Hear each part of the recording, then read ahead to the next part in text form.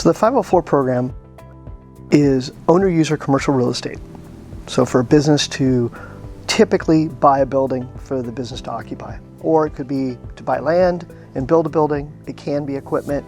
So the way in which it's structured is 50% of the project is a conventional bank loan, or we call it a third-party loan, by a bank or a conventional lender. The second mortgage is the SBA piece, and that's for 40% of the project. And then 10% is the borrower injection. So typically we're talking 50-40-10. The SBA piece can never exceed 40%. So for most projects, it's a 50-40-10, because the 40% piece, which is the SBA piece, is actually the best pricing. The first mortgage by the, we'll call it third-party lender, that's what SBA calls it, but the bank piece is what we call risk-based pricing. So the higher the risk, the higher the rate.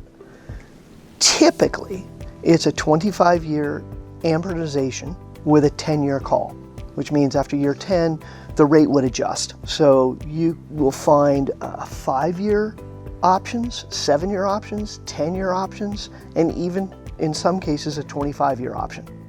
Now typically the SBA piece, strange as it may seem, it's a second mortgage, is cheaper.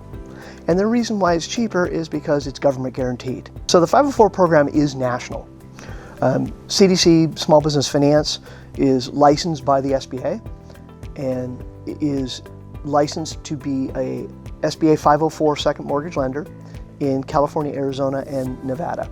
So the funding process of the 504 project is a little unique. So like I said, you have a 50% first mortgage, a 40% second mortgage, and then the borrower does 10% down. Well, the 40% second mortgage is funded once a month, because that's when SBA sells a bond on Wall Street.